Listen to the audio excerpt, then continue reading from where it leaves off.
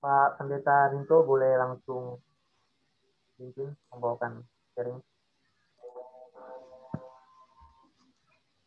Oke, salam teman-teman, anak muda. Halo. Suara saya jelas ya? Jelas Pak, jelas. Oke. Jelas Pak. Oke, tema yang diberikan malam ini adalah the true response.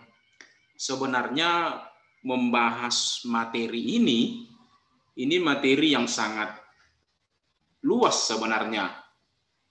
Cuman malam hari ini mari kita coba lihat dari beberapa sisi. Berbicara tentang respon yang benar, maka patokannya bukan hanya sesuai dengan firman Tuhan. Apakah respon kita, respon yang kita berikan itu sesuai dengan firman Tuhan atau tidak? Bukan hanya sebatas itu, tetapi apakah respon yang kita ambil itu sesuai dengan kehendak Bapa atau tidak? Jadi sesuai dengan firman Tuhan, sesuai dengan kaidah firman Tuhan itu harus dulu. Namun belakangan ini di era postmodern ini kan tidak hanya apakah sesuai firman Tuhan, tapi lebih kepada pendakuannya. Bagaimana kita menghidupi respon itu, artinya respon itu bukan hanya sesuai dengan firman, tapi apakah itu sesuai dengan kehendak Bapa, bertolak belakang nggak dengan kehendak Bapa? Tentunya kehendak Bapa bagi setiap kita pasti berbeda, sehingga respon yang kita ambil pun pasti berbeda. Dari berbagai kondisi, dari berbagai permasalahan yang ada, tentunya berbeda juga begitu. Nah, malam hari ini kita akan belajar sedikit. Mari kita buka Alkitab dari Yohanes pasal yang ke-21. Yohanes 21 ayat 15 sampai dengan 17. Ya, di sini sudah ada. Ayat 15, sesudah sarapan, Yesus berkata kepada Simon Petrus, Simon anak Yohanes, apakah engkau mengasihi aku lebih daripada mereka ini? Jawab Petrus kepadanya, benar Tuhan, engkau tahu bahwa aku mengasihi engkau. Katanya kepadanya, gembalakanlah domba-dombaku. Ayat 16. Kata Yesus pula kepadanya untuk kedua kalinya, Simon anak Yohanes, apakah engkau mengasihi aku? Jawab Petrus kepadanya, benar Tuhan, engkau tahu bahwa aku mengasihi engkau. Kata Yesus kepadanya, gembalakanlah domba-dombaku. Ayat 17. Kata Yesus kepadanya untuk ketiga kalinya, Simon anak Yohanes, apakah engkau mengasihi aku? Maka sedih hati Petrus karena Yesus berkata untuk ketiga kalinya, apakah engkau mengasihi aku? Dan ia berkata kepadanya, Tuhan, engkau tahu segala sesuatu, engkau tahu bahwa aku mengasihi engkau. Kata Yesus kepadanya, gembalakanlah domba-dombaku. Nah, kalau kita lihat Yohanes 21 ayat 15 sampai 17 ini ada pengulangan sampai 3 kali. Nah, bagi anak-anak muda yang sudah duduk di bangku teologi mungkin ini bukan hal yang sulit untuk dipahami karena sudah dibahas. Namun bagi anak-anak muda atau bahkan bagi sebagian kita yang belum pernah belajar ini, kenapa Tuhan Yesus sampai menyampaikan pertanyaan yang sama kepada Simon sampai 3 kali? Kalau kita lihat dalam terjemahan baru seolah-olah ini Tuhan Yesus enggak connect begitu. Kenapa harus sampai 3 kali? Nah, ada orang berkata begini, bagi orang Yahudi itu pengulangan sampai 3 kali itu menandakan bahwa bagian itu adalah bagian yang penting. Jadi ada tradisi Judaisme bahwa ketika sesuatu diulang sampai 3 kali, maka itu adalah sesuatu yang sangat penting. Namun ternyata bukan itu bagian yang sedang disampaikan oleh Tuhan. Nah, ternyata dalam bagian ini ada ketidaknyambungan respon yang diberikan oleh Petrus terhadap pertanyaan daripada Tuhan Yesus. Nah, kalau kita lihat dari terjemahan aslinya, dari bahasa aslinya, ketika Tuhan Yesus bertanya, Simon anak Yohanes, apakah engkau mengasihi aku? Maka Tuhan Yesus bertanya, kasih yang diminta itu adalah kasih agape, agapao.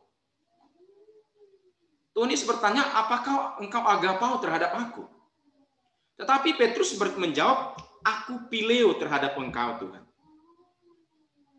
Jadi hanya kagum, senang. Yang Tuhan Yesus mau dari Petrus itu adalah bukan itu.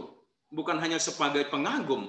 Tetapi kasih yang dia mau rela berkorban apapun. Dia mau memberikan apapun. Dia berani melepaskan apapun. Dia berani mempertaruhkan apapun. Nyatanya, Petrus tidak. Petrus berkata, saya hanya mengagumi engkau Tuhan. Di ayat 15, Tuhan Yesus bertanya, apakah engkau agapao? Apakah engkau mengasihi aku dengan kasih agape? Petrus berkata, tidak. Hanya kasih pilih, saya hanya kagum. Diulangi lagi di ayat 16. Nah, kalau dalam terjemahan bahasa Indonesia kan dia tetap menggunakan kata kasih, apakah engkau mengasihi aku? Di ayat 16 lagi ditegaskan, apakah engkau agapao? Petrus lagi jawab, kasih respon Leo. Sampai ke Tuhan ubah pertanyaan itu. Di ayat 17 itu nanti kalau lihat cek bahasa aslinya, maka Tuhan Yesus akhirnya ubah. Maka Tuhan Yesus bertanya, apakah engkau pileo terhadap aku? Tuhan menuntut Petrus itu bersedia mengorbankan apapun. Ini pertanyaan ini adalah setelah peristiwa kebangkitan dan sebelum pencurahan Roh Kudus. Ternyata Petrus memberikan respon yang salah karena dia memandang Yesus itu hanya sebagai kagum. Karena dalam benaknya nanti kalau lihat Yohanes 21 ini mulai dari atas. Akhirnya dia Petrus dan para murid itu akhirnya kecewa karena dalam benak mereka ini Yesus, pribadi Kristus ini akhirnya akan membawa mereka, membebaskan mereka dari penjajahan bangsa Roma pada saat itu. Yesus ini akan memerintah sebagai raja menurut versinya mereka. Lalu para murid itu akan ada di samping kiri kanannya sebagai panglima-panglima begitu. Sehingga ketika Tuhan meminta ketika Tuhan meminta Petrus bersedia untuk mengorbankan apapun, dia tidak bersedia, dia berkata, saya hanya pileo. Dia memberikan respon yang tidak tepat untuk pertanyaan Tuhan. Ketika Tuhan bertanya, apakah kamu agapao? Petrus menjawab, aku pileo. Apakah kamu bersedia mengorbankan apapun? Petrus menjawab, tidak, saya hanya kagum saja, saya hanya senang saja, saya hanya suka saja. Tidak lebih daripada itu. Apakah engkau bersedia mengorbankan apapun? Oh, nanti dulu. Saya ikut Tuhan, iya. Tapi untuk mengorbankan semuanya, tunggu dulu. Nah, kekristenan sebenarnya menuntut kita melepaskan, mengorbankan apapun. Nanti lihat Lukas 14 ayat 30 atau 33, ketika Tuhan berkata, kalau kamu tidak bersedia melepaskan segala milikmu, engkau tidak dapat menjadi muridku. Artinya apa? Kalau tidak menjadi murid, maka tidak bisa diproses. Kalau tidak bisa diproses, artinya tidak bisa diubah untuk sesuai dengan kehendak Tuhan, kehendak Bapa. Oleh karenanya, ketika Tuhan berkata kamu harus melepaskan diri, maka kita bersedia memberikan respon itu. Bukan hanya sebatas yang penting saya ikut Tuhan, yang penting saya melayani. Materi yang saya siapkan ini bisa saya katakan terlalu ini ya bagi anak-anak muda yang masih pengen happy, materi ini terlalu berat yang saya siapkan. Sekalipun tema ini sebenarnya adalah tema aplikatif. Nah, hanya karena sudah terbiasa mungkin di gereja saya menyampaikan hal-hal yang menuntut lebih kepada jemaat, sehingga pola yang demikian ikut juga malam hari ini Tapi tidak apa-apa lah ya, anak-anak muda. Mari kita belajar sejak muda untuk berani melepaskan berjuang apapun. Jadi sebelum peristiwa Pentakosta, Petrus tidak dapat memberikan respon yang benar sesuai dengan kehendak Yesus, kehendak Tuhan Yesus. Petrus mengasihi hanya dengan kasih pileo, hanya kagum saja. Dia tidak berani berjuang, tidak berani melepaskan apapun. Ternyata Petrus hanya sebagai pengagum saja. Sama seperti seseorang yang mengagumi seorang artis, seorang tokoh tertentu. Siapa yang ikut pertandingan bola tadi malam? Antara siapa dengan siapa? Begitu saya hanya lihat di Facebook, orang rame. Karena saya juga tidak penikmat sepak bola sebenarnya. Nah, tidak ada bedanya dengan sebatas begitu. Ketika kita kagum, oh kalau saya misalnya dulu ketika ada Cristiano Ronaldo di Madrid, wah, ketika ada main Madrid, saya ikut. Hanya sebatas kok begitu. Nah, Petrus ini juga begitu. Jadi tidak heran ketika Yesus ditangkap, dia melarikan diri. Dia menyangkal. Aku tidak kenal dia, karena apa? Kasihnya hanya sebatas kasih pileo. Dia tidak siap mengorbankan apapun. Berbeda kemudian setelah peristiwa Pentakosta. Kasihnya itu, dia berani mengorbankan apapun, dia bisa memberikan respon yang benar. Nah, karena waktu hanya sedikit untuk pemaparan materi, saya akan lanjut dulu. Nanti di pertanyaan kita bisa gali lebih dalam lagi. Nah, bagaimana kita bisa memberikan respon yang benar? Maka pertama harus menukar seluruh hidup. Nah, ini kan gak enak kan? Mari coba buka dulu Matius 13 ayat 44. Matius 13 44 sampai dengan 46.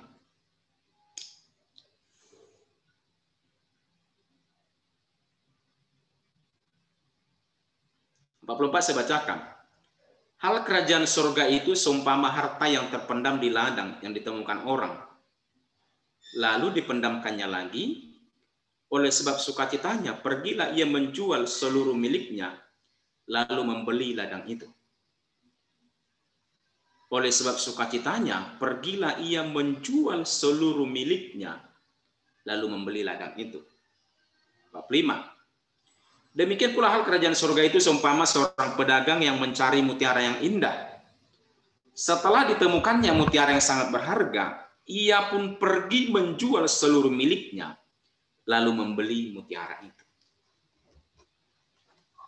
Ia menjual seluruh miliknya, lalu membeli mutiara itu.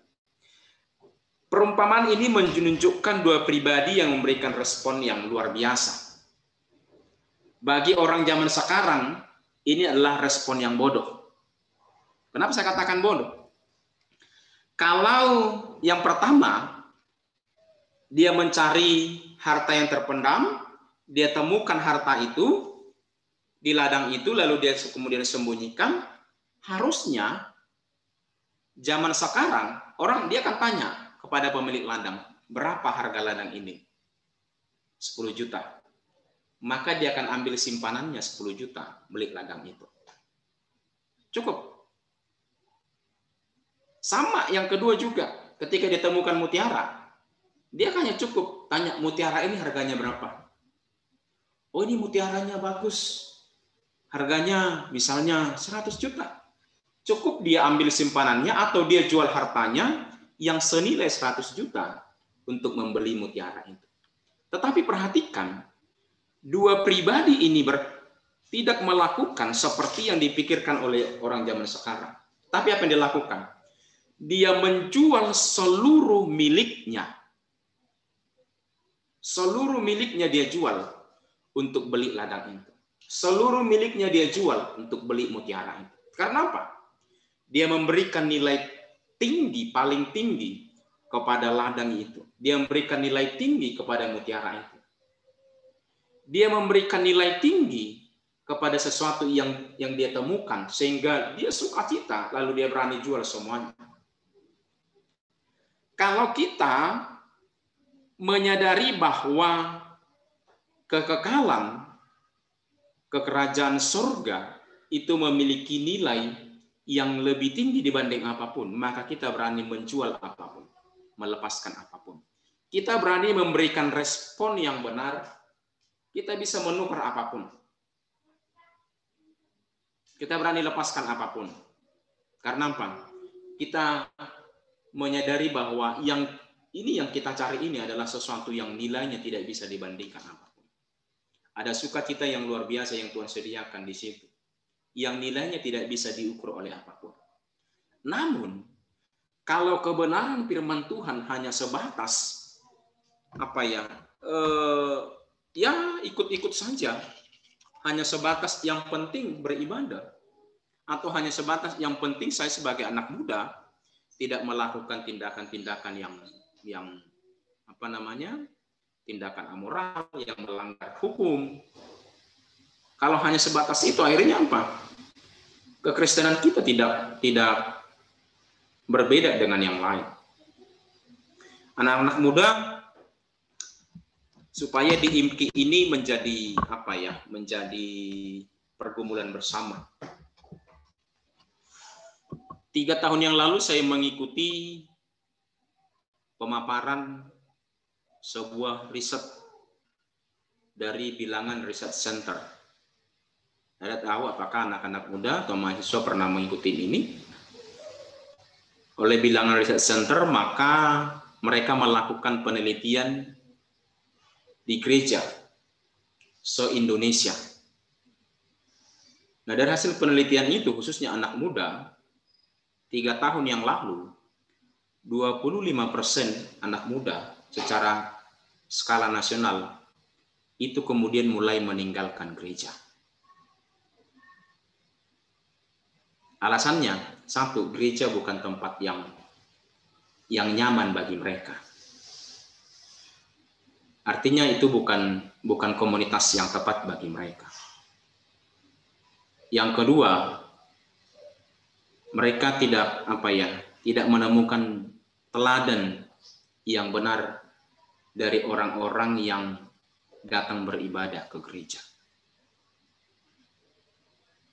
So, kalau sekarang 2021 berarti sekitar 2018 ada 25%. Anak muda bisa bayangin 25 sampai 50 tahun ke depan, maka gereja akan kosong. Karena apa? Anak muda yang ada saat ini yang akan memimpin gereja masa depan itu sudah tidak tertarik lagi dengan gereja. Nah, bagaimana anak muda yang masih ada, yang masih datang ke gereja, itu bisa punya teladan yang benar, punya cara hidup yang benar, memberikan respon yang benar akan segala sesuatu, berani berjuang melepaskan apapun, berani memberikan teladan yang terbaik sebagai anak muda dalam berpacaran, dalam studi, dalam bekerja, memberikan contoh, menjadi teladan yang bisa dicontoh oleh orang lain. Yang oleh Paulus nasihatkan kepada Timotius, di mana orang bisa membangun dari teladan Timotius dalam kesucian, dalam kesalehan. Harus berani apa? Berani berjuang melepaskan apapun. Berani berjuang untuk memberikan teladan. Sekalipun akhirnya orang di sekitar kita seperti antipati dengan kita, tidak apa-apa. Ini menjadi pergumulan. Saya sebagai orang diberi kesempatan memimpin di gereja, ini menjadi pergumulan bagi saya. Saya bilang sama Gabriel, nanti kamu tamat kuliah, kamu balik Medan, ini gereja kamu lanjutin. Saya ada di belakang untuk mendukung. Kamu yang lanjutkan. Begitu. Ya, saya tidak tahu seperti apa nantinya. Apakah Gabriel bilang, enggak, saya kuliah dulu. Kebetulan Gabriel tinggal bersama dengan kita di Pastori saat ini. Tapi anak-anak muda saya tantang itu. Bagaimana anak muda bisa memberikan contoh yang bisa diikuti oleh orang lain? Anak-anak muda yang ada di IMKI ini punya teladan yang bisa dilihat oleh orang lain. Bagaimana memberikan respon? Hanya Tuhan, tapi itu adalah sesuai dengan kehendak Bapa. Kalau sesuai dengan kehendak Bapa, pasti sesuai dengan firman Tuhan. Pasti tidak bertentangan dengan firman Tuhan. Memberikan contoh yang tepat dalam apa? Dalam relasi kepada lawan jenis misalnya. Dengan berpacaran misalnya. Kalau di STT kan ada larangan tidak boleh berpacaran. Nah, begitu ya. Sebelum kuliah, sebelum selesai, atau selama ada di kampus tidak boleh berpacaran.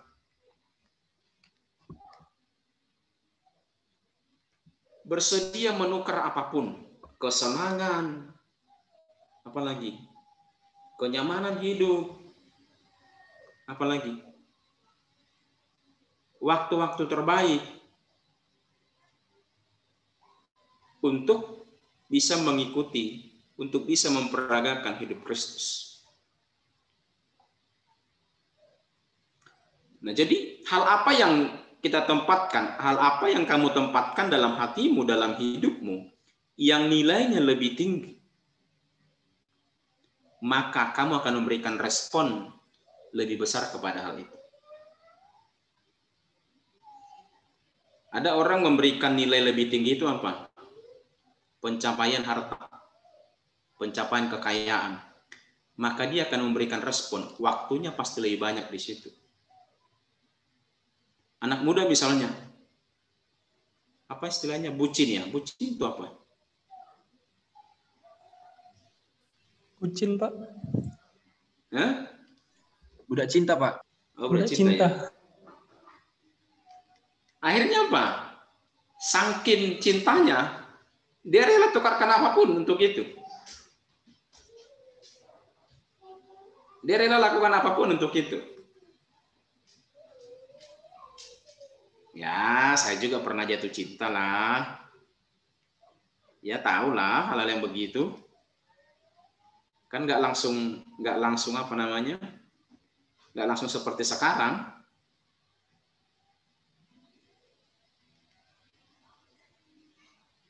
Ada orang kasih nilai tinggi misalnya prestasi akademik. Maka dia pasti belajar dengan sangat serius sehingga apa? Memperoleh nilai yang luar biasa. Saya tidak sedang berkata bahwa prestasi akademik itu bukan hal yang baik, bukan.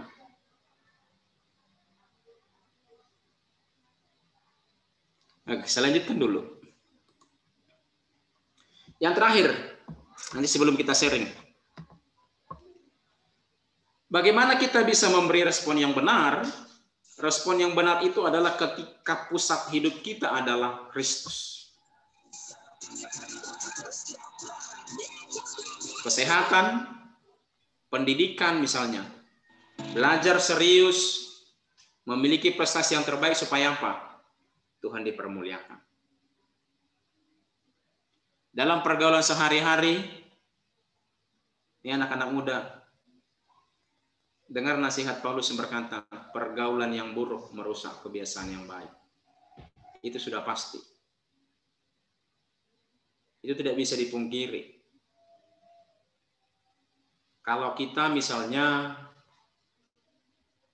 tidak mandi 2 atau 3 hari, lalu ada di dalam mobil yang berisi parfum, yang berisi minyak wangi, sepanjang hari ada di dalam mobil yang berisi minyak wangi, percayalah, sekalipun tidak mandi 2 hari, keluar dari mobil itu pasti wangi. Tapi seharum apapun kita, kalau ada di dalam mobil yang berisi pelet, gitu ya, ikan busuk, jangankan sehari, hanya beberapa jam saja, pasti keluar berbau busuk.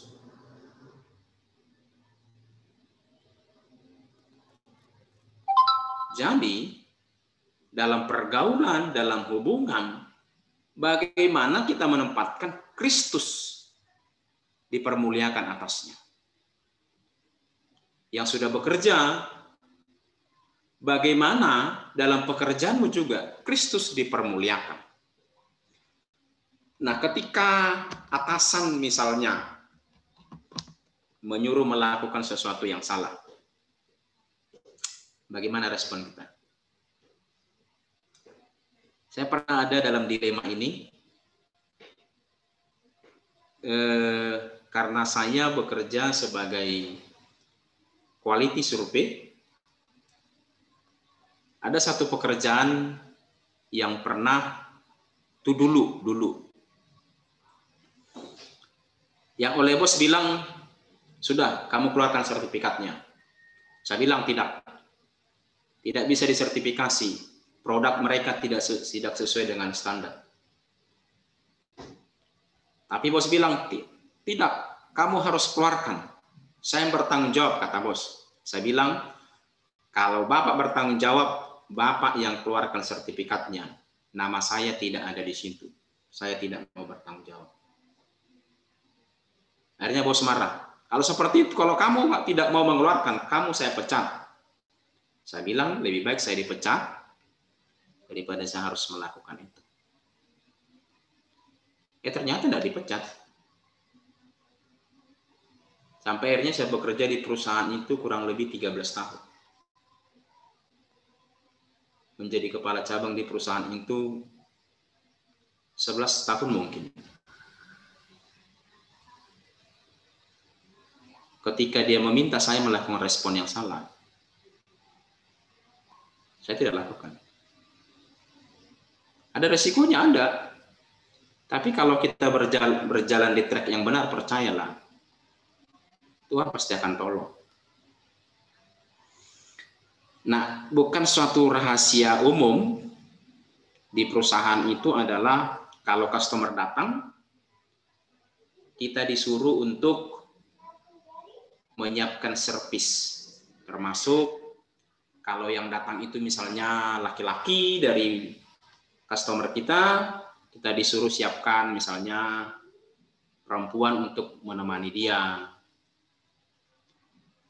Nah, masalahnya kalau perempuan yang datang bisa diminta kita yang diminta untuk menemani dia di hotel. Nah, gimana? Itu bukan rahasia umum. Dalam dunia marketing itu hal biasa.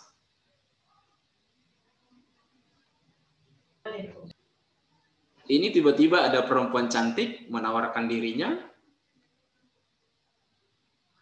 Kita ikut atau enggak? Bagaimana kita memberi respon? Mau berjalan sesuai dengan firman Tuhan atau tidak? Nah, kalau saya ikutin, apakah dalam hal itu Kristus dipermuliakan? Atau sudah melanggar ketetapan Tuhan? Atau itu sudah melanggar apa yang Tuhan mau? Jadi dalam segala sesuatu dalam hidup kita, bagaimana Kristus dipermuliakan? Dalam pergaulan anak-anak muda, dalam pendidikan misalnya. Dalam semuanya, bagaimana Kristus dipermuliakan.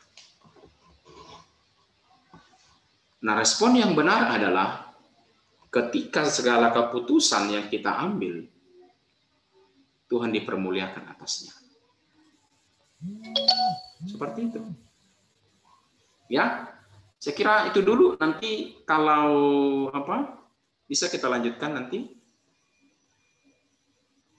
Mungkin ada pertanyaan? Boleh saya kembalikan dulu. Ya, terima kasih. Teman-teman, kita udah masuk ke sesi tanya jawab. Ada yang mau bertanya untuk tema kali ini? Boleh present atau langsung chat di Zoom boleh juga. Ada?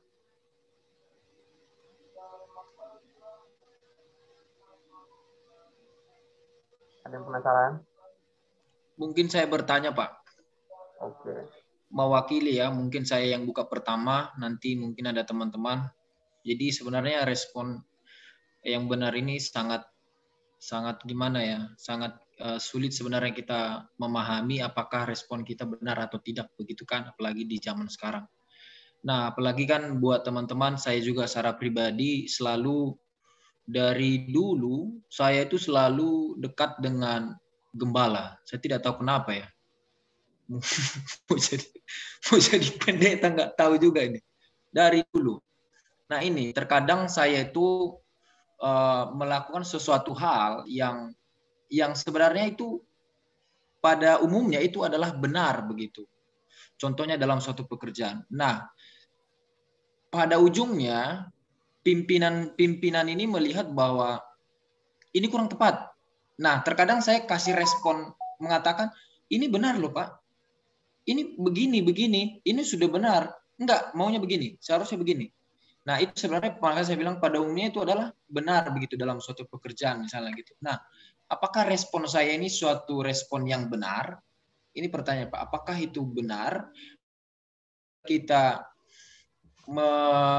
menyanggah setiap ucapan yang disampaikan pimpinan kita dalam segala hal ya, pimpinan kita untuk sesuatu hal, terus kita menyanggah itu, kita respon itu, apakah respon kita itu benar atau tidak begitu Pak? Oke, yang pertama, jadi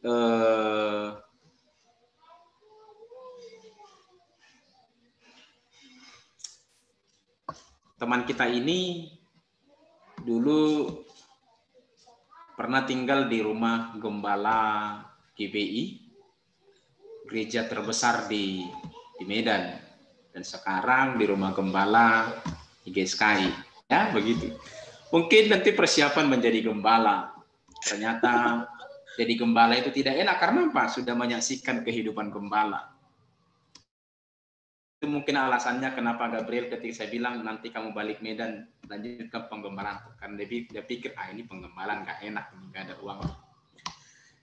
Nah, yang saya mau kasih jawaban begini, ketika kita diminta misalnya untuk sesuatu hal yang salah, kalau itu sudah tidak sesuai dengan firman Tuhan, maka kita harus menolak. Tetapi cara meresponinya harus tepat, gitu. Memberikan jawaban itu harus tepat. Nah, ada etika di dalam bisnis. Apalagi kalau bos kita itu penganut paham top down. Artinya segala sesuatu, keputusan pimpinan lah yang paling tinggi. Apalagi dia menempatkan dirinya itu sebagai bos. Maka jangan dibantah. Apapun bantahan kita, sekalipun itu benar, maka dia pasti tidak setuju. Oleh karenanya, harus dengan cara yang benar, dengan cara yang tepat. Begitu. Harus lihat dulu, ini bos ini orang yang bisa, yang mau menerima nasihat, atau menerima masukan nggak, bukan nasihat, menerima masukan nggak dari bawahannya. Kalau mau, kalau yang pimpinan orang yang mau menerima masukan, maka berikan masukan. Tetap dengan cara yang sopan. Tetap harus menempatkan dia sebagai pemimpin di dalam pekerjaan atau di perusahaan itu. Tetapi kalau dia orang yang tidak bisa menerima nasihat, maka jangan kontra dengan dia. Bisa sampaikan lewat orang lain. Tetapi kalau apa yang diminta untuk kita lakukan itu sudah melanggar hukum, maka kita bisa menolak. Pak, ini tidak sesuai, ini sudah melanggar hukum. Saya tidak mau lakukan. Saya tidak mau lakukan ini karena ini sudah tidak sesuai dengan hukum, karena ini sudah melanggar hukum. Mohon maaf. Bisa sangat seperti itu. Tapi kalau itu tidak melanggar hukum, bisa diperdebatkan. Atau minta hikmat Tuhan, bagaimana harus memberikan jawaban atas hal itu. Gitu. Jadi lihat dulu ya, apakah melanggar hukum atau tidak. Karena kalau sudah melanggar hukum, bos itu bisa, apalagi kalau bos itu bukan orang yang bertanggung jawab, yang suka lempar tanggung jawab. Saya dulu punya pemimpin di gereja seperti itu, bukan gembala, ketika masih di gereja lama. koordinator misi kami pada saat itu. Keputusan adalah keputusan dia, keputusan bersama. Tapi ketika gembala sidang mempertanyakan keputusan itu, maka dia melemparkan tanggung jawab kepada kita yang mengeksekusi keputusan itu.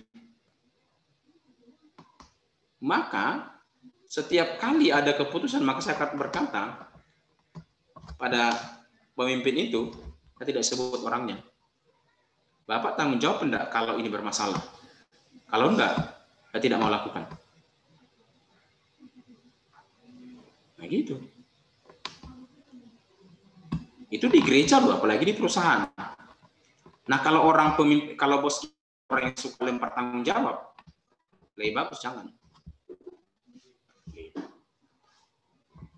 Oke.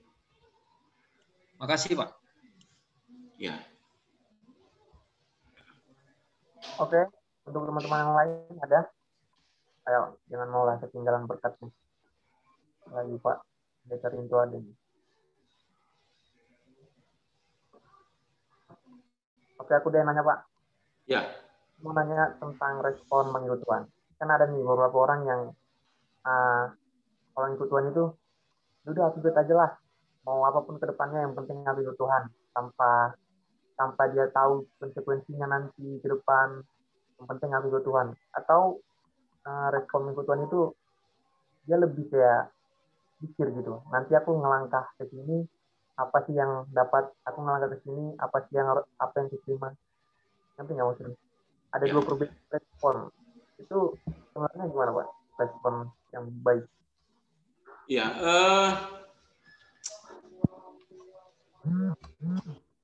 Ada orang ikut Tuhan karena ikut-ikutan. Itu pasti bukan respon yang benar. Adalah karena orang berbuat seperti itu, atau begini, oh orang Kristen itu hari Minggu ke gereja, saya ikut ke gereja. Oh itu ada PA di IMKI setiap hari Kamis, udahlah saya ikut saja. Nah percayalah suatu saat ini akan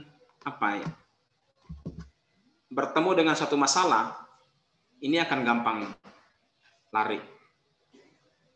Karena dia tidak berakar kokoh. Respon yang diberikan itu hanya ikut-ikutan. Ketika sudah bertemu diperhadapkan dengan masalah, dia pasti lari. Kemudian, kalau orang ikut Tuhan hanya cari enaknya saja, ada dua kemungkinan. Karena apa? Di gereja diajarkan seperti itu, sehingga dia ikut juga seperti itu. Padahal firman Tuhan berkata, Paulus berkata, ikutlah menderita. Ikut Tuhan itu bukan sebenarnya menjerumuskan diri kepada hal yang tidak enak, tidak nyaman. Bahkan Paulus berkata, kalau bisa aku menambahkan sesuatu yang masih kurang dalam penderitaan Kristus. Ikutlah menderita sebagai prajurit Kristus. Sebenarnya bukan sesuatu yang nyaman, tapi Paulus mengajarkan yang demikian. Nah, kalau orang ikut Tuhan hanya sebatas ikut-ikutan atau ikut nyamannya saja, ketemu dengan masalah, nggak siap dia. Ketemu dengan masalah pasti nggak siap dia. Tapi ketika kita belajar bahwa ikut Tuhan itu meneladani hidup Kristus, berani menderita, berani melepaskan apapun, maka ketika mengambil keputusan itu, apapun yang terjadi di depan, kita siap. Karena kita tahu pasti ada masalah, pasti diperhadapkan dengan pergumulan. Kita sudah siap. Karena apa? Ya memang itu sudah resikonya. Kita melakukan kebenaran pasti ada resikonya. Di tengah dunia yang tidak benar saat ini, jangankan di kehidupan anak-anak muda, nanti anak-anak muda yang sudah bekerja pasti akan alamin. Seperti yang saya katakan tadi. Tapi kalau sudah kita memilih ikut kebenaran, resikonya ada. Kita memilih risiko itu, atau kita lari dari tanggung jawab. Gitu. Ya saran saya kalau mau ikut Tuhan lah sungguh-sungguh. Serius. Ya Pak. Terima kasih Pak. Bagi teman-teman yang lain, ada lagi yang mau bertanya? Boleh? Ada? Saya deh. Iya. Gini Pak, saya mau bertanya. Tapi sebelumnya terima kasih buat pemaparan materinya. Benar yang Bapak sampaikan tadi, Bapak katakan kita kalau mau ikut Tuhan itu merespon Tuhan, kita harus barter atau menukar segenap hidup, seluruh hidup. Nah, itu baru respon yang benar. Lalu menjadikan Kristus sebagai pusat dari semuanya. Nah, nyatanya ini banyak anak muda ya yang boleh kita perhatikan yang tidak menyelidiki Alkitab. Dia dengar suatu khotbah langsung mengiyakan dan dia menganggap itu benar. Nah, bagaimana sih Pak biar kita itu bisa benar-benar belajar Alkitab, merespon Alkitab dengan benar supaya kita tidak mudah diombang-ambingkan. Karena Paulus juga mengajarkan kan ciri-ciri akhir zaman ini banyak pengajar-pengajar palsu, nabi-nabi palsu. Nah, bagaimana kita merespon Alkitab dengan benar, memahaminya supaya kita nggak terjebak atau hanyut oleh nabi-nabi atau pengajar-pengajar palsu ini, Pak. Itu Pak pertanyaan dari saya. Oke. Jangankan anak muda, orang tua juga banyak larut dalam hal begitu. Nah, begini, kita percaya bahwa ini rambut Gabriel ini pasti warna hitam, benar ya? Tapi kalau banyak orang berkata, bukan, Gabriel itu bukan rambut hitam, rambut merah. Ketika pertama dengar, kita akan berkata, kita akan tertawa, mana nih buta warnanya itu. Tapi setiap hari disampaikan begitu, percayalah akan tertanam di pikiran kita. Oh iya, rambut Gabriel ternyata hitam. Lalu kita lihat rambut kita, oh ternyata, merah. Oh ternyata rambut saya juga merah. Nah anak muda itu kan masih dalam mencari jati diri dalam kebenaran firman. Maka ketika disampaikan sesuatu hal sebenarnya dia tidak langsung terima. Dia pasti akan pertanyakan dulu, ini benar atau tidak. Saya ketika mahasiswa, saya satukan bukan di teologi tapi di teknik elektro. Kami dulu diperlengkapi dalam pelayanan mahasiswa.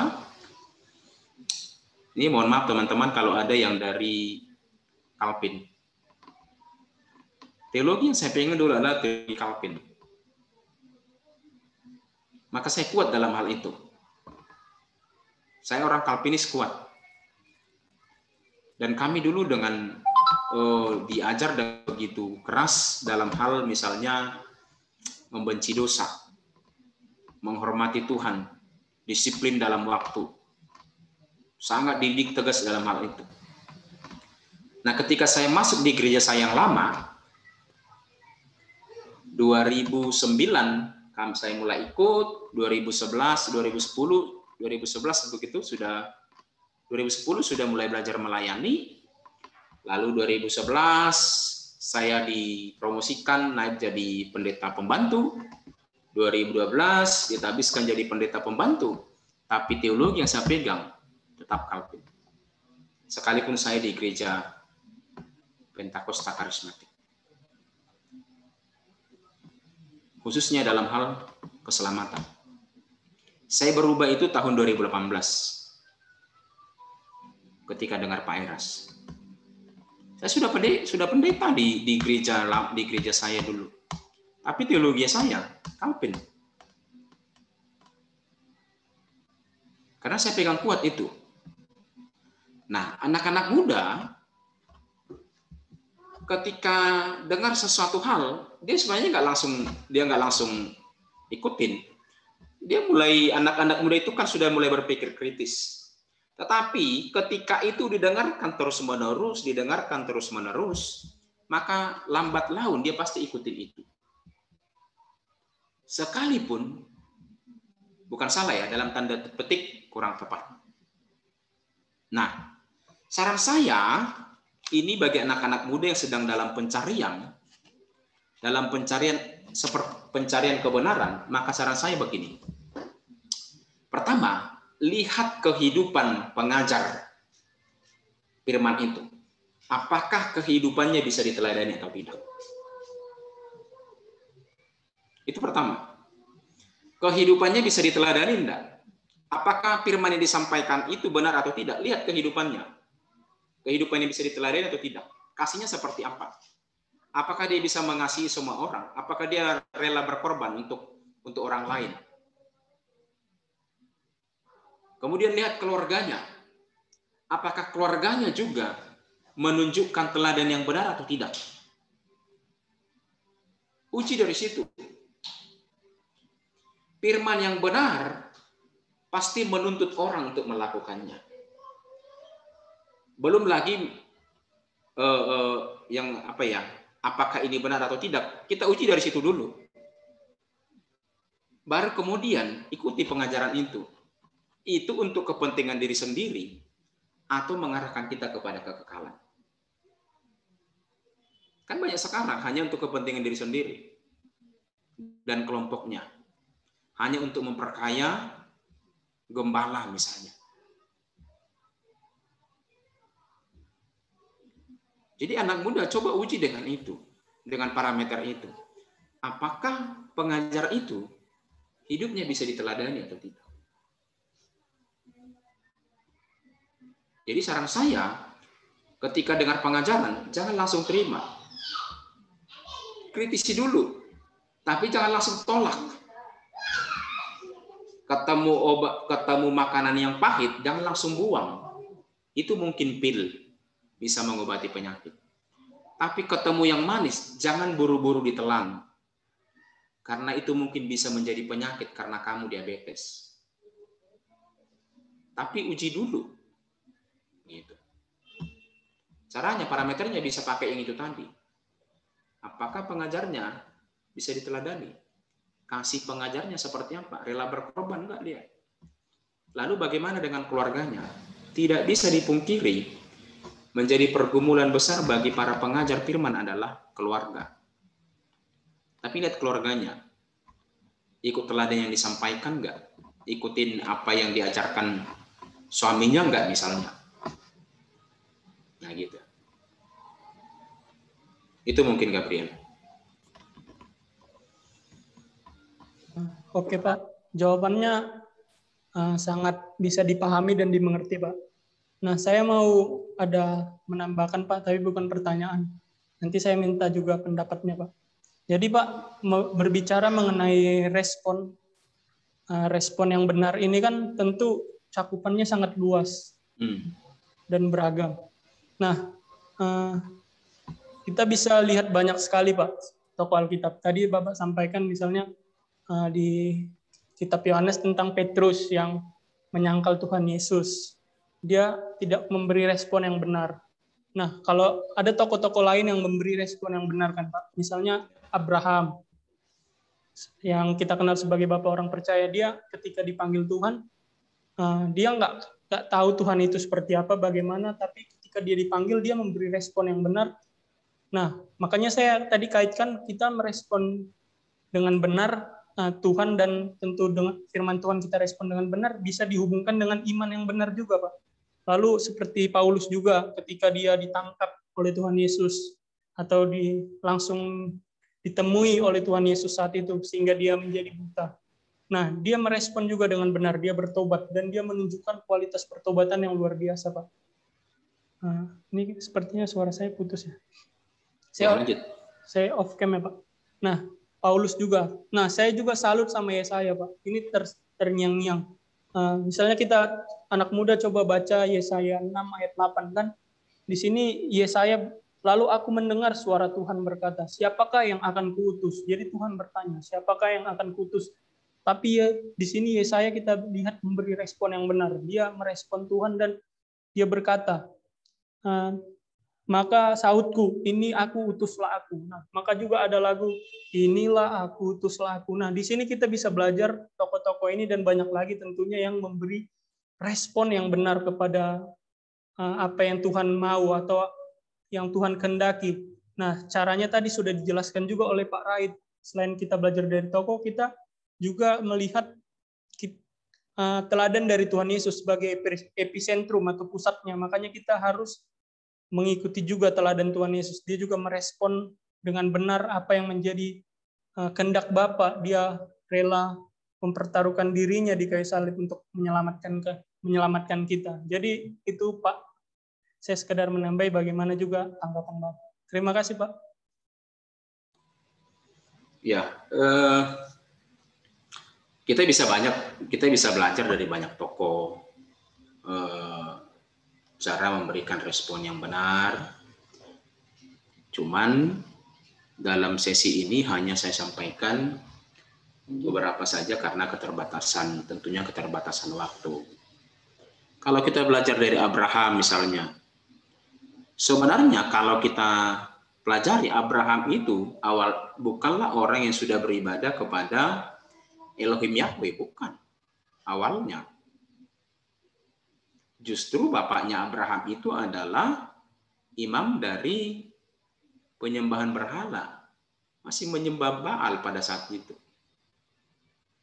Tetapi ketika dia dipanggil oleh Tuhan untuk keluar dari tempat kelahirannya, sebenarnya bukan dari Ur Kasdim tapi dari Haran, dia bersedia lakukan itu.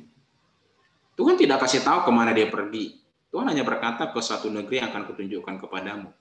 Dia rela lakukan, dia siap. Dia memberikan respon yang benar. Dengan cara apa? Dia rela tinggalkan kenyamanan yang ada di lembah Sumeria. Lembah Sumeria dengan perkembangan budaya yang sudah sangat maju pada saat itu. Tapi dia rela lakukan itu. Karena apa? Dia memberikan respon yang benar, respon yang tepat.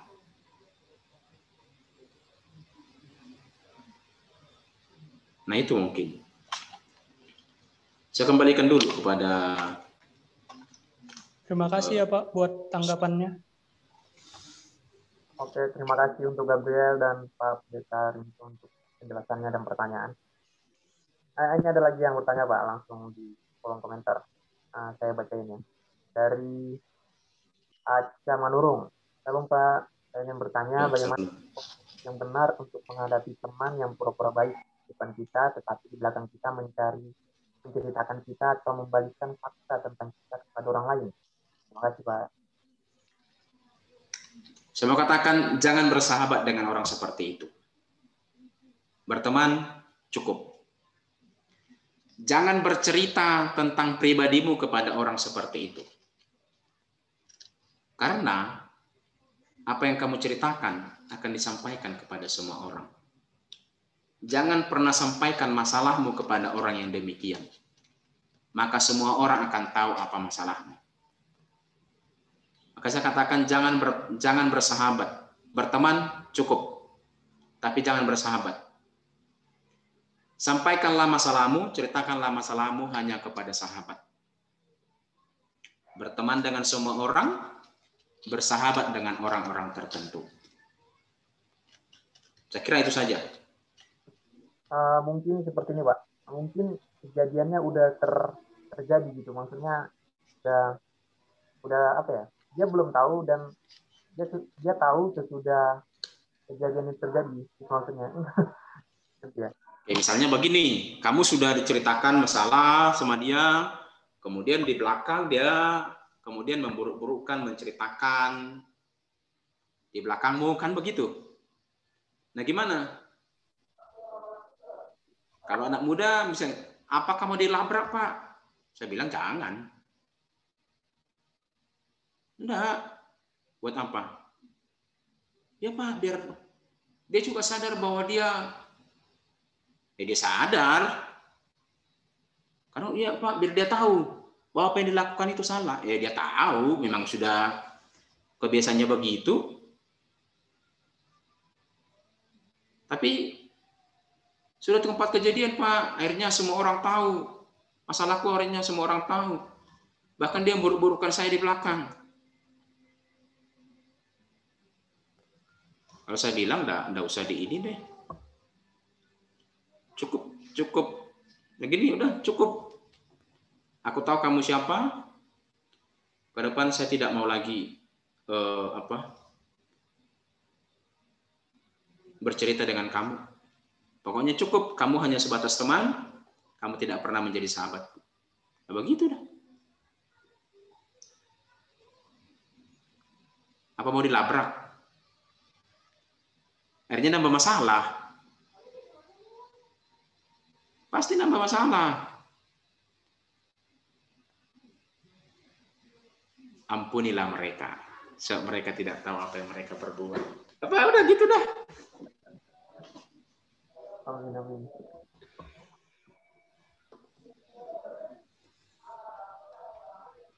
Oke, makasih Pak. Ya. Ya. Teman-teman lain ada yang mau bertanya? Sebenarnya betul yang dibilang Pak Pendeta Rinto, ini pembahasan yang sangat luas gitu. Kalau teman nggak ada pertanyaan ya ada kecurigaan. Boleh bertanya supaya kita itu datang ke sini, join di sini, ada yang kita bawa pulang dengan hal penasaran kita bertanya. Lagi ada pendeta yang kita tahu mempunyai kapasitas untuk menjawab. Ada? Apa aja, nggak usah kayak langsung teologi, hal yang penasaran. Hal-hal yang praktis saja. Nah. Ada? Langsung unmute, nggak apa-apa. Mana? Halo, satu lagi boleh nggak, Bro Riki? Boleh Bang. Pak, saya punya pengalaman banyak sih Pak mengenai hal ini. Sebenarnya ini banyak pertanyaan bagi saya. Saya mau bertanya nih Pak. Jadi begini, bagaimana sih sebenarnya merespon? Gimana bilangnya? Kan tadi kan fokusnya kita kan ketika ada pimpinan terus kita yang respon. Itu fokusnya. Jadi fokusnya di kita. Nah, gimana kalau misalnya pimpinannya yang merespon kita? Karena saya punya banyak pengalaman juga di sini kan. Nah, ini sikap kita bagaimana Pak? Jika kita mendapat respon yang tidak benar itu, mengarah ke sikap sih sebenarnya Pak ini. Tadi kan dari sisi kita yang merespon dari penjelasan beliau. Nah, sekarang dari sisi beliau yang merespon ucapan kita, mungkin kita sampaikan sesuatu hal mungkin itu nggak tepat Pak. Itu kan misalnya ada satu hal yang beliau sampaikan kurang tepat, terus kita respon, nah respon beliau juga kurang tepat ke kita gitu. Sementara kita udah merespon dengan etika, dengan baik, tapi responnya tidak benar. Istilahnya responnya itu gimana ya? Kurang inilah gitu. Terima Karena gitu. Ya, karena saya juga punya pengalaman begitu dulu Pak semenjak saya PKL Pak dulu, PPL. Sangat lucu sebenarnya. Saya jadi teringat semua nih ke belakang. Sebenarnya udah saya lupain Pak, cuman flashback lagi ke belakang nih gara-gara materi malam hari ini. Gimana Pak sikap kita Pak untuk hal ini? Terima kasih Pak. Makanya kan di awal tadi saya katakan, lihat dulu pimpinan kita, orang yang bisa menerima masukan atau tidak. Nah, kalau dia adalah pemimpin yang tidak bisa menerima masukan dari bawahan, pokoknya polanya top down dah. Pokoknya pasal pertama, bos tidak pernah salah. Pasal kedua, kalau bos salah, lihat pasal pertama. Percayalah apapun yang kita kasih masukan sekalipun itu benar, dia pasti tanggapi dengan yang apakah marah, apakah dia berkata, saya lebih berpengalaman dibanding kamu. Itu sudah pasti itu. Orang yang eksklusif begitu nggak bisa dikasih masukan. Nah kalau kita bertemu dengan begitu, bisa lewat orang yang dekat dengan dia yang kita sampaikan. Kita sudah sampaikan, karena memang sudah polanya begitu. Dia kagak terima, lalu gimana? Mau kita gontok-gontokan? Atau kalau kamu orang yang misalnya orang yang apa sih istilahnya ya, konsisten dengan apa yang kamu anggap benar, apa istilah yang paling tepatnya? Ya sudah. Oh, kalau kamu misalnya orang idealis dengan itu, ya sudah keluar, tinggalkan. Nah gitu. Sama seperti saya yang saya bilang tadi. Nanti kamu saya pecat, ya sudah enggak apa-apa. Kalau kamu pecat. Demi yang orang yang tidak bisa dikasih ini, tidak bisa dikasih masukan. Nah kebetulan dulu saya punya bos itu orang yang terbuka. Dia menganggap kita itu bukan seperti bawahan, tetapi seperti teman. Sehingga ketika dibantah pun, dia nggak marah. Tapi ada orang nggak bisa dibantah.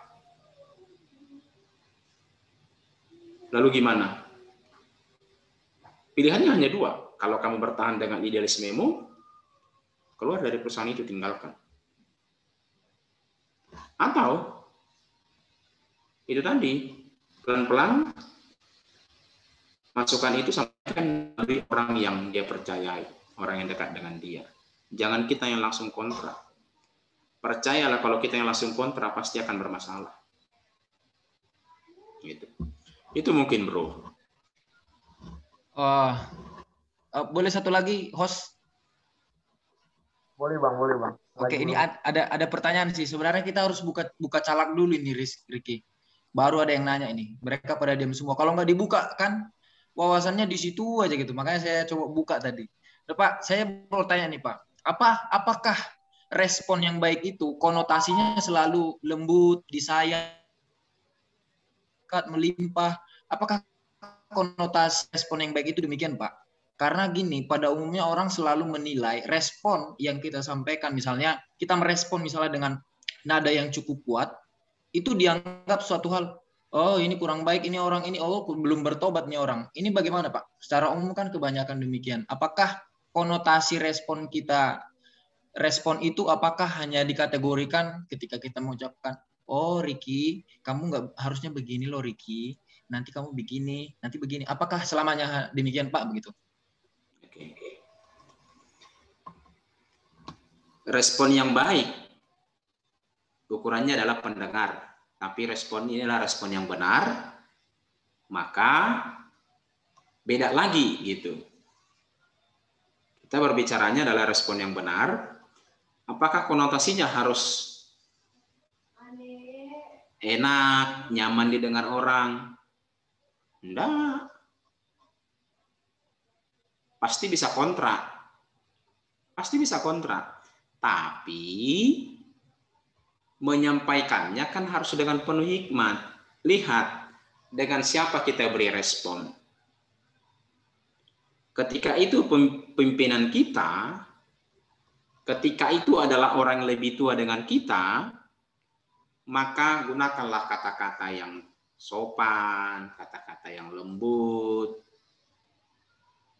Tapi ketika itu dengan orang yang sebaya misalnya, bisa lebih tegas. Tegas itu tidak identik dengan keras. Ya, tegas itu lebih identik kepada keputusan. Pokoknya ini gitu.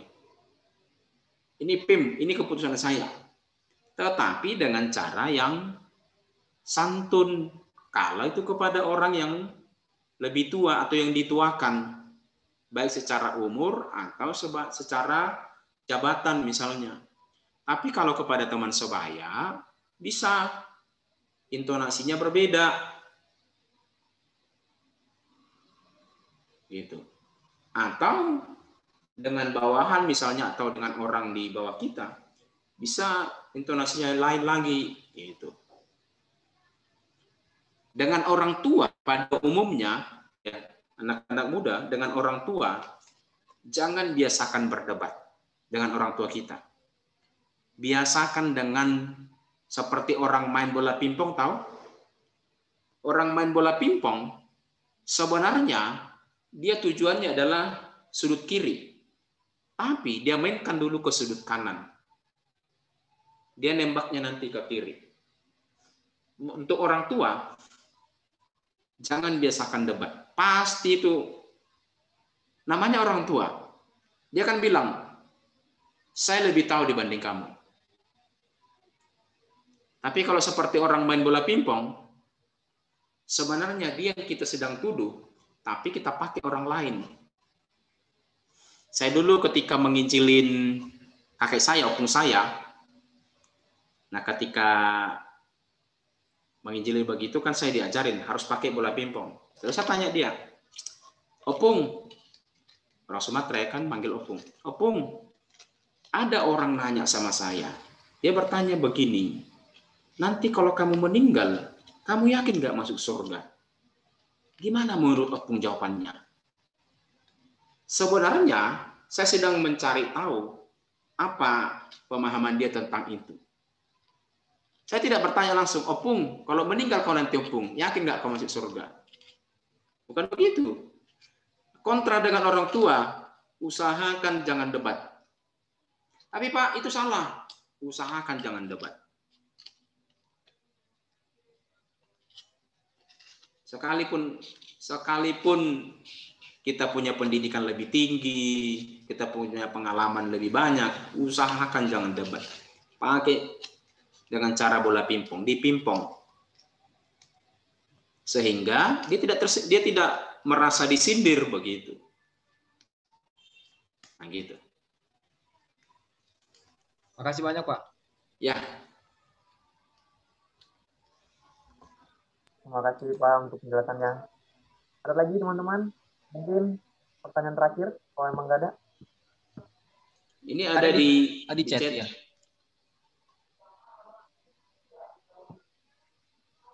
Oke, dari Rahel Situsir. Shalom Pak, saya mau meminta penjelasan tentang kata-kata ini di caps lock nih. Sesuatu yang besar akan terjadi pada saat kita siap. Deskripsinya maksudnya Pak, terima kasih. Sesuatu yang besar akan terjadi pada saat kita siap. Pada saat kita siap. Ukuran besar ini seperti apa gitu loh.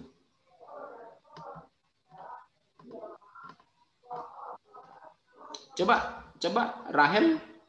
Ya boleh on-mic. Kak Rahel langsung jelasin karena melebar sekali. Ini terlalu luas.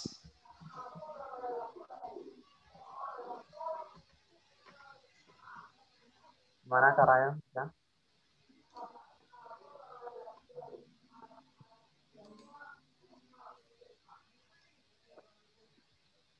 Halo. Oke.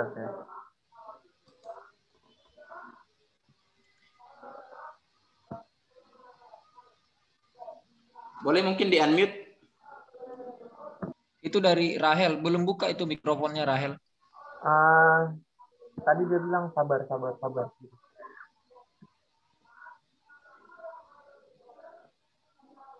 Mungkin maksudnya gini ya Pak. Ketika kita udah siap, baru hal yang besar bisa kita dapatkan. Itu nggak maksudnya?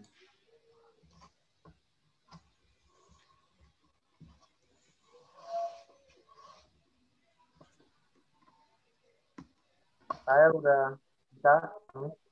Nggak kedengaran, suaranya belum. Suaranya nggak ada? Iya, headsetnya kayaknya. Cepet aja headsetnya. Iya, headsetnya boleh dicabut aja. Kan yang besar, contohnya itu mungkin apa ya?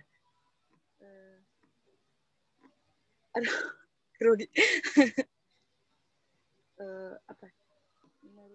Atau keinginan atau yang kita damba-dambakan. Oke.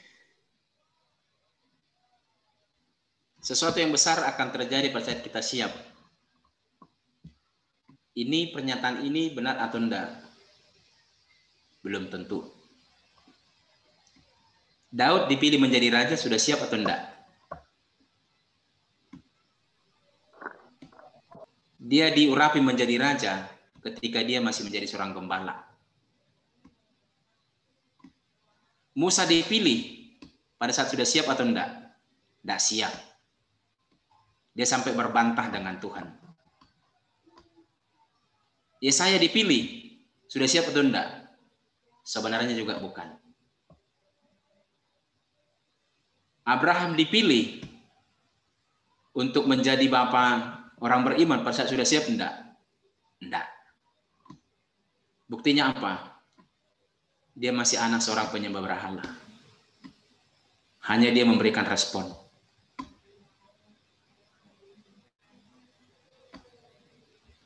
Sesuatu yang besar akan terjadi pada saat kita siap, belum tentu. Gitu. Itu buktinya, contohnya. Banyak tokoh-tokoh di dalam Alkitab justru bukan ketika pada saat mereka siap. Mereka belum siap dengan itu. Tapi mereka bersedia dipakai. Sesuatu yang besar yang kita inginkan, apakah akan terjadi ketika kita sudah siap? Kita sudah siap pun belum tentu. Saya ditunjuk menjadi gembala sampai sekarang sebenarnya. Kalau bisa memilih, saya memilih untuk melepaskan penggembalaan. Saya sebenarnya siap untuk punya mobil. Buktinya apa? Saya sudah punya SIM-nya, saya sudah bisa punya mobil. Tapi sampai sekarang saya tidak punya mobil.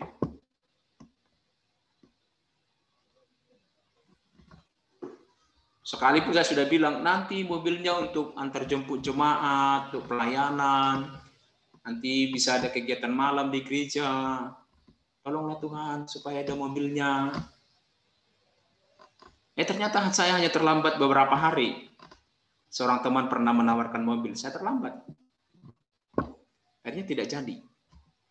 Saya sudah siap. Alasannya pelayanan. Ternyata enggak juga. Gitu. Hanya kita bersedia enggak? Kita bersedia enggak? Siap itu belum bersedia itu tidak apa ya? Gini, rasa siap dengan bersedia itu pasti berbeda. Kita bersedia dipakai untuk hal yang besar itu, kita bersedia diproses untuk sesuatu hal yang besar itu. Dan ukuran yang besar itu juga kan sebenarnya terlalu luas. Tapi contohnya seperti tadi, kalau saya mau jawab ya begitu. Kalau untuk statement ini, sesuatu yang besar akan terjadi pada saat kita siap, belum tentu. Tapi ketika kita bersedia, bisa. Nah, gitu, Tahir.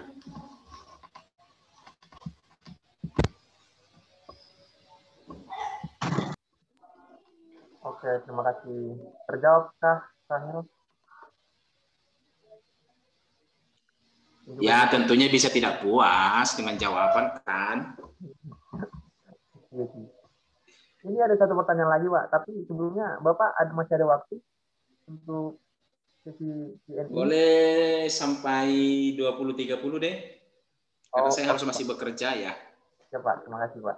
Oke, pertanyaannya dari Mr. Ivon. Apakah yang bisa kita hasilkan bila kita selalu merespon dengan benar? Apakah selalu meraih kehormatan, selalu dipakai di segala tempat, atau sebaliknya? Mohon iluminasinya, Pak. Oke. Apakah selalu meraih kehormatan? Belum tentu. Kalau dalam pekerjaan misalnya, bisa dipecat. Loh iya. Tadi kan saya bilang, ketika saya diminta itu, kamu harus keluarkan sertifikat ini. Saya bilang, tidak, saya tidak mau. Kalau kamu tidak mau, saya pecat. Oke, lebih baik saya dipecat. Karena idealis saya dalam hal itu. Berarti saya harus siap dipecat. Karena ukuran benar itu adalah, ingat tadi firman Tuhan, yang kedua sesuai dengan kehendak Bapa. Kehendak Bapa bagi kita tentunya berbeda pribadi.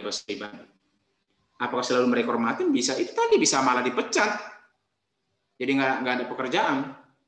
Selalu dipakai segala tempat? Belum tentu. Tetapi, apakah akan menghasilkan kebahagiaan? Ya. Ketika kita tegas dengan PIM dengan kebenaran itu, sekalipun akhirnya harus dikeluarkan, kita bahagia dengan keputusan itu. Kita berani mengambil keputusan seperti itu. Apakah akan sukacita? Iya. Karena kita berani menentang sesuatu yang salah. Karena kita berani mempertahankan kebenaran itu tetap benar. Gitu. Itu dia, Ipon. Tadi ini apa ya? Saya bukan tidak setuju apa yang disampaikan Bapak. Tapi ini juga merupakan suatu pergumulan. Dalam hidup ini ada dua yang kita temukan, ya kan? Salah atau benar. Dan seringkali yang saya dapatkan atau yang saya jumpai itu, orang itu tidak bisa atau tidak dapat berbuat benar. Karena kenapa? Konsekuensinya adalah seperti yang Bapak bilang, bisa dipecat, bisa juga dihindari oleh banyak orang. Nah, tentu di sini sebagai penguatan kita, mohon tadi pencerahan dari Bapak. Apakah kita memiliki suatu kehormatan bila kita mempertahankan yang benar itu di bumi ini, ya kan? Di bumi ini, atau kehormatan yang kita hasilkan itu nanti di langit baru bumi baru? Itu yang saya maksud, Pak. Mungkin kalau saya penjelasan Bapak tadi ya, tapi untuk saat ini belum ada yang mampu seperti itu, Pak. Bahkan pendeta pun dia juga memiliki yang namanya reputasi, harga diri, ya kan? Kalau misalnya dia dipecat dari seorang jabatannya pendeta hanya gara-gara membela itu, pasti dia juga memiliki hati nurani yang mau membela diri. Nah, itu yang saya maksud, Pak. Bagaimana dengan itu, Pak? Thank you. Oke, makanya ukurannya kan tetap benar. Apakah itu benar atau tidak? Ukuran terhormat itu tadi, ketika kita bisa menyatakan yang benar itu tetap benar, di dalam diri kita ini bisa merasa terhormat. Oh, saya sudah menyatakan yang benar ini adalah benar, yang salah adalah salah. Maka ada sukacita di situ. Nah, ketika kita terus bisa memilih yang benar itu tetap benar, kehormatan di langit baru, bumi baru itu pasti. Tapi di tempat kesementaraan ini belum tentu. Itu seperti yang Bro juga bilang tadi. Bahkan pendeta, iya benar. Pendeta juga punya harga diri yang terus mau dipertahankan. Ketika kita misalnya menyatakan, oh itu kurang tepat, itu salah. Nah, cuman begini, teman-teman, kalau misalnya dalam hal dengan pendeta ya, kalau itu hal minor, tidak usah terlalu diperdebatkan. Yang masalah sekarang, yang minor pun suka kali diperdebatkan.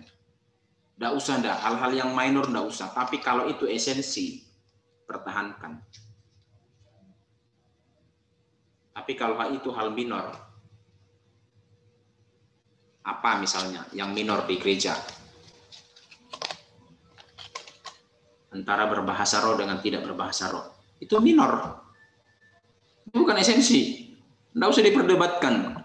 Itu pendeta itu tidak berbahasa roh. Gereja itu mati. Tidak.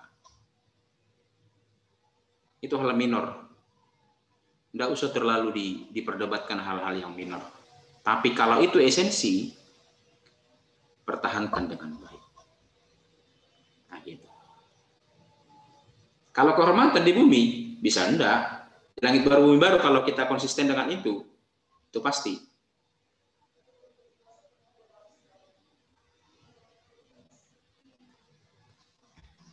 Ketika saya memutuskan untuk keluar dari gereja yang besar, lalu ikut GSKI, gereja baru, yang pendetanya dianggap sesat, orang akhirnya menganggap kita menganggap melihat memandang kita sebelah mata. Karena tadinya sudah pasti punya jabatan. Karena di gereja lama kemungkinan besar saya akan menjadi salah satu sekretaris di badan pengurus daerah. Tapi saya tidak tinggalkan itu. Karena apa? Karena tidak melihat lagi, karena saya tidak menemukan teladan yang benar di situ. Lalu saya berikan respon seperti itu, saya tinggalkan. Sekalipun teman-teman akhirnya tidak mau lagi berteman dengan kita, sudah tidak apa-apa. Itu tidak jadi masalah. Nah, gitu. Oke, saya kira itu teman-teman. Siap, terima kasih. Karena saya harus mempersiapkan untuk pekerjaan besok. Ini sudah 8:30. Terima kasih ya Pak untuk sharing malam hari ini, banyak berkat yang diterima. Mungkin Bapak bisa tutup dalam doa, sekalian doa berkat. Oke. Sebelum saya tutup, saya kasih closing statement, teman-teman. Sekalipun harus ditinggalkan orang, sekalipun orang menganggap kita aneh, sekalipun orang menganggap kita berbeda, ketika itu kebenaran, tetaplah di jalur kebenaran. Hasilkanlah teladan-teladan yang baik, yang bisa disaksikan oleh orang lain di sekitarmu. Tuhan pasti akan tolong. Mari kita berdoa. Bapak, terima kasih untuk kesempatan malam hari ini. Kami boleh sharing kebenaran firman Tuhan, bagaimana di masa muda kami, anak-anak muda ini, boleh memberikan respon yang benar, yang seturut dengan kehendak Bapa dalam seluruh dimensi kehidupan kami di kesementaraan ini. Roh Kudus pimpin kami, beri kami hikmat bijaksana, supaya kami hidup seturut dengan kehendak-Mu, supaya kami boleh menjadi teladan, contoh yang benar bagi orang-orang di sekitar kami.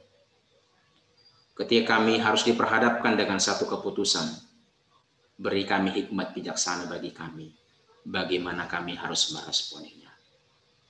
Terima kasih Tuhan, anugerah Tuhan, kemurahan Tuhan bagi seluruh hamba-hamba-Mu, anak-anak muda yang boleh menyaksikan sharing malam hari ini. Pertolongan Tuhan dalam studi, dalam keluarga, dalam pekerjaan mereka. Campur tangan Tuhan atas mereka. Kami tutup pertemuan kami malam hari ini dengan menerima segala berkat yang terbaik dari Allah Bapa.